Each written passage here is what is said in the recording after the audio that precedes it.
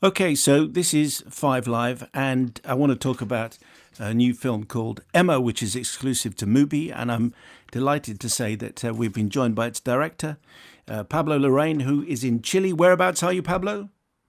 Yes, I'm in Santiago, in the capital. How are you guys? Okay, yeah, doing okay. And we're hoping to be joined by Gael Garcia Bernal, one of the stars of the movie. He's in Mexico, so the chances of this all working as beautifully as we want it to, I suppose, are slim. But if when we hear another voice, hopefully it'll be Gael Garcia Bernal to talk about his role in this movie. But Pablo, are you in lockdown in Santiago? Can you not leave your house? What's the situation with you? Well, we are living in a quarantine, like I guess like everyone else. But there are certain places in certain cities where you could actually move around.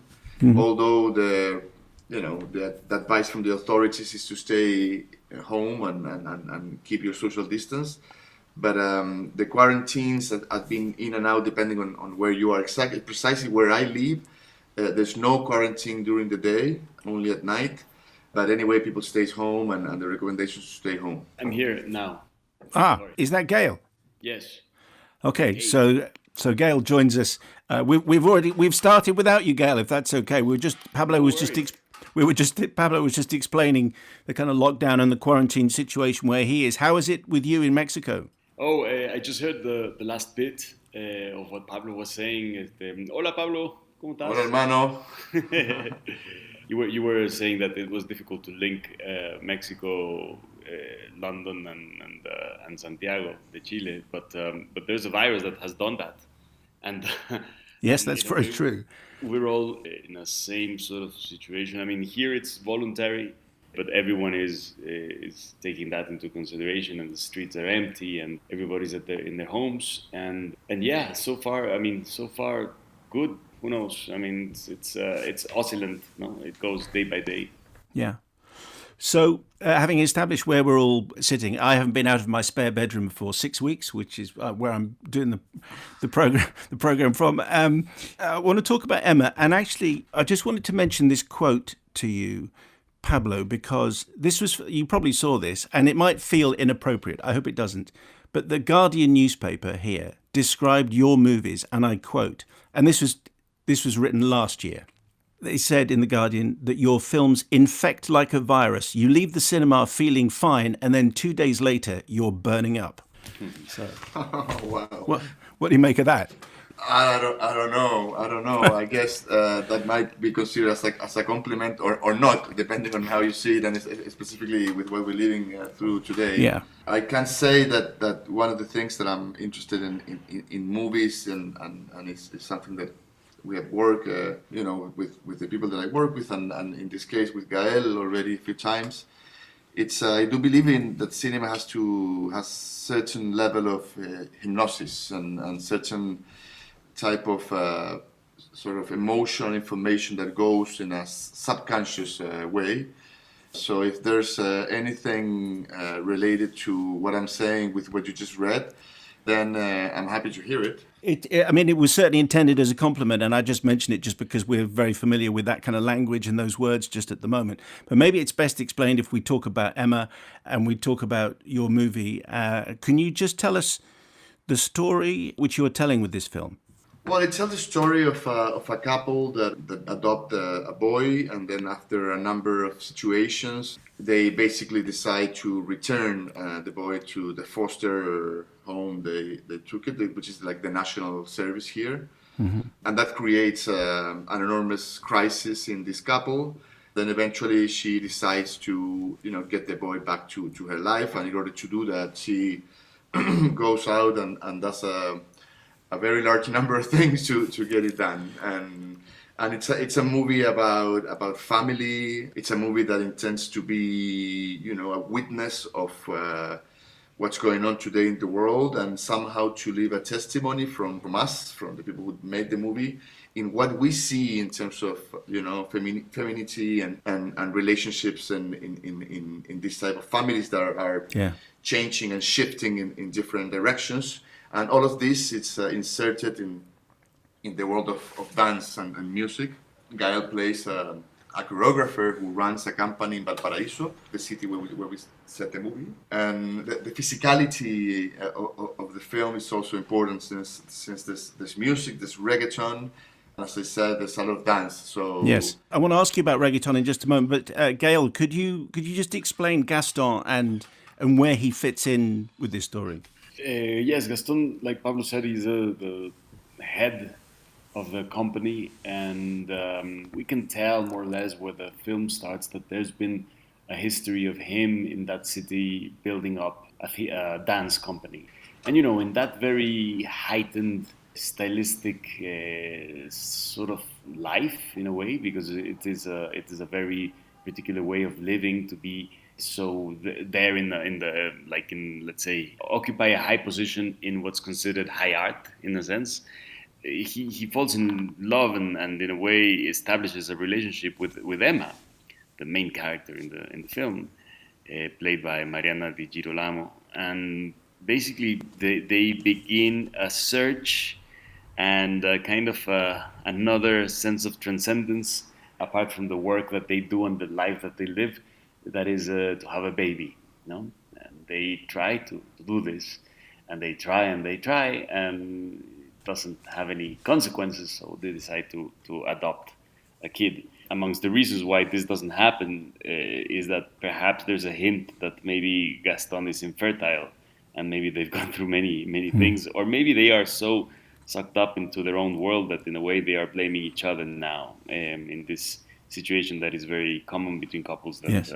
That cannot have babies, and so that's who Gaston is, and he, in this archetypical kind of situation, he bounces against with resentment and sometimes with a lot of love, but very misunderstood sort of love, trying to win again, or trying to recover something that he lost within this nightmare in a way, and he does that utilizing all the typical mechanisms of man, of a man that is hurts other people to try to get what he wants, but in a way he has a journey of he changes in a way. Yeah. He understands something, and that's more or less the point where he is at in the film.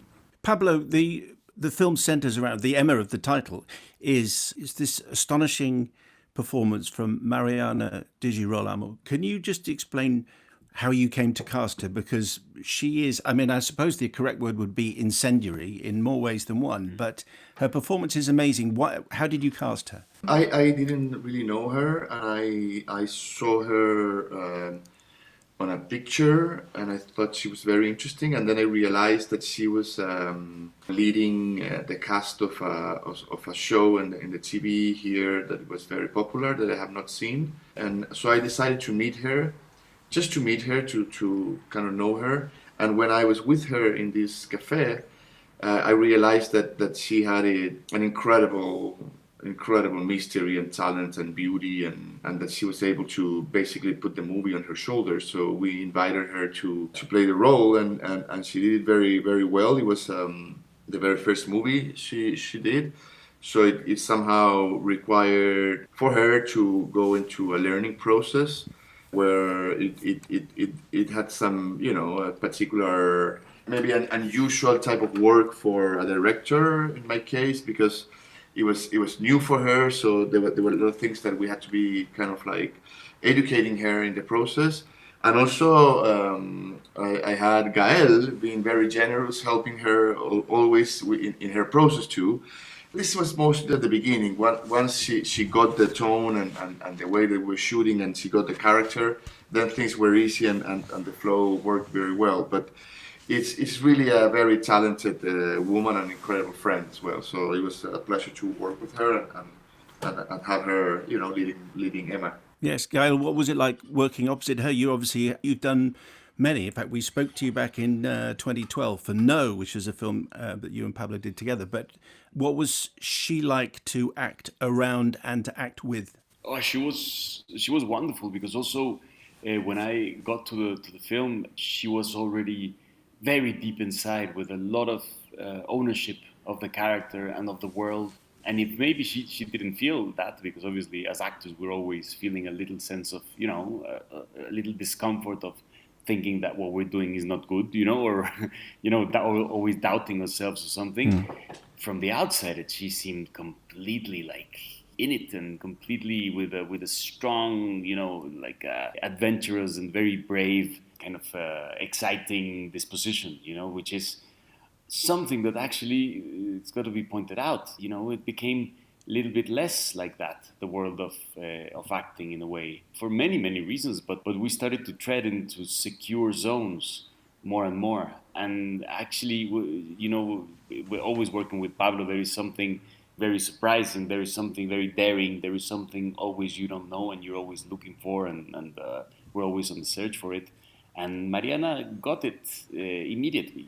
She got that sense, and she actually doubled the odds as well. She was even more brave and more kind of daring, and actually, it's amazing because she was really going for it at every moment, and that was incredible because it really forces you to be on your toes as well, and be like, okay, let's catch this, And she had something very difficult to do. She had to be part of a dance company and a professional dance company as well, and pretend she was part of that, and dance as well. She loves dancing, but she's not a dancer. I mean, her profession is being an actress, no? But she dances really well, so she had to pretend that she was a professional dancer, which is fantastic.